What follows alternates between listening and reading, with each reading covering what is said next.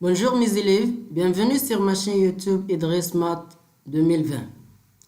J'espère que vous bénéficiez des leçons que vous présentez. Aujourd'hui, je présente une leçon de titre Vecteur et translation. Alors, la définition, qu'est-ce que ça veut dire la direction, le sens, un vecteur, qu'est-ce que ça veut dire un vecteur nul, qu'est-ce que ça veut dire deux vecteurs opposés. Alors, vecteur et translation, direction et sens. Alors, par définition, une droite définit une direction. On dit que deux droites D et D' ont la même direction lorsque D et D' sont parallèles ou confondus. C'est-à-dire tous les droites parallèles ont la même direction. Par conséquent, si deux droites sont séquentes, alors elles n'ont pas la même direction. Par exemple, on a ici D et D et D', alors sont parallèles. Alors D et D' sont parallèles. Alors on dit que D et D' ont la même direction. Mais par conséquent, delta et D n'ont pas la même direction.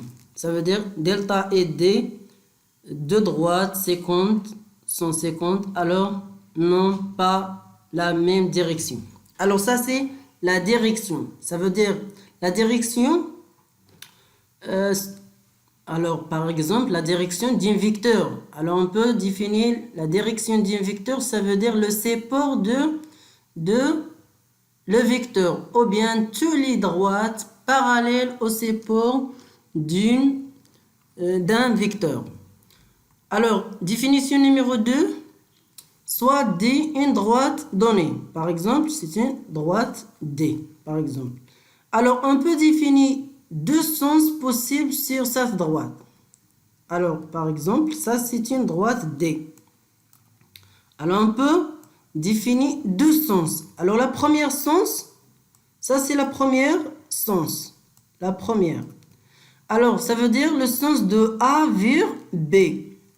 Et le deuxième sens, c'est de B vers A. Alors, ça c'est la première, A vers B.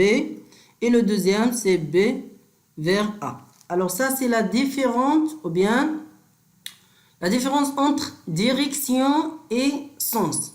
Ça veut dire avant de parler au sens, alors il faut d'abord parler aux directions. Ça veut dire la direction c'est une droite et le sens c'est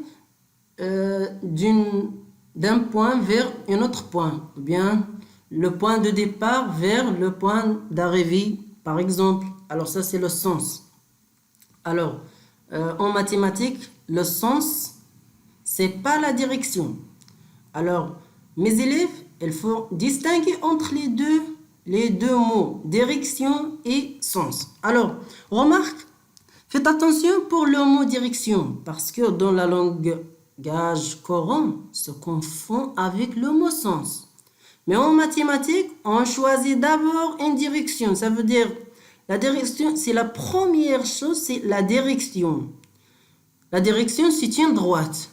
Puis, on choisit un des deux sens sur sa droite. Ça veut dire, le sens, par exemple, ça c'est une droite. Alors, le sens, c'est comme ça. Par exemple, A vers B. Alors, le sens, c'est A vers B. Mais la direction, c'est la droite AB. Alors, ça, c'est une remarque. Alors, on passe à la translation déplacement rectiligne.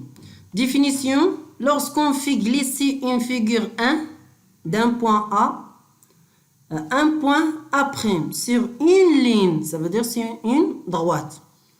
Sur une ligne droite, sans la tournée. Alors, sans fait de rotation ou bien. Alors, sans la tournée, on déplace tous 6 points sur des droites parallèles. Ça veut dire tous les points appartiennent à cette figure. Alors on déplace sur des droites parallèles. Ça veut dire dans la même direction, dans le même sens et de la même longueur. On dit que la figure f' est l'image de la figure f. Ou bien ici c'est f. Alors par exemple, alors ça c'est la figure f. On peut dire f'. Alors f' c'est l'image de f par translation qui transforme le point A en A'. Et aussi on peut dire que B, si B appartient à la figure f, alors B' c'est l'image de B par translation qui transfère A en A'. Alors, par exemple, alors ça c'est la figure numéro 1. Alors, figure numéro 1. Alors, par exemple, A ou bien B, c'est l'image de A par translation. Alors, le figure 1, on peut faire comme ça. Ça veut dire on fait la translation de A à B. Alors, ça veut dire le figure 2, c'est une image, c'est l'image de F1 par translation A, B, ou bien par le vecteur de translation A, B. Alors, ça veut dire ici, par exemple, M, ou bien M, c'est l'image, ou bien M' ici, on peut écrire M', c'est l'image de M par translation du vecteur AB. Alors ici c'est E', ici F', etc. D'un point. Alors la première cas, si M n'appartient pas à la droite AB. Par exemple, ici ça c'est une droite AB, c'est la droite AB. Et M n'appartient pas à la droite AB. Alors, si on peut construire l'image de B, alors on fait comme ça. Ça veut dire on prend la norme de AB et on fait comme ça. Mais la droite M', c'est parallèle à la droite AB. Si M appartient à AB, alors par exemple, ça c'est AB et M appartient à AB. Ça veut dire s'il y a M, alors on prend la distance AB est égale M'. Ça veut dire AM, B et M' sont des points alignés. Alors, on peut dire que M', le vecteur M' est égal le vecteur AB. Alors, équivalent que M', c'est l'image de M par la translation du vecteur AB. Alors, on peut dire que M', l'image de M par la translation du vecteur AB. Alors, s'il y a deux vecteurs égaux, alors ça, on va à la prochaine diapo, les prochaines diapos. Alors, M' est égal à B. Si on a deux vecteurs égaux, alors on peut dire que M', image de M par la translation du vecteur AB. On passe à les vecteurs. Alors, qu'est-ce que ça veut dire un vecteur? Alors, par définition, le couple formé du point et de leur image par cette translation, A', B', C', etc. Alors, définissent un vecteur par la donnée. Ça veut dire il y a la direction, le sens et la norme. Alors, d'une direction, c'est la droite A'. D'un sens, de A vers A'. Et d'une longueur ou bien d'une norme A'. Ça veut dire la distance entre A et A'. Alors, ça c'est, par exemple, alors, le vecteur A', B', C'. Alors, on peut écrire comme ça. Alors, on peut écrire A après,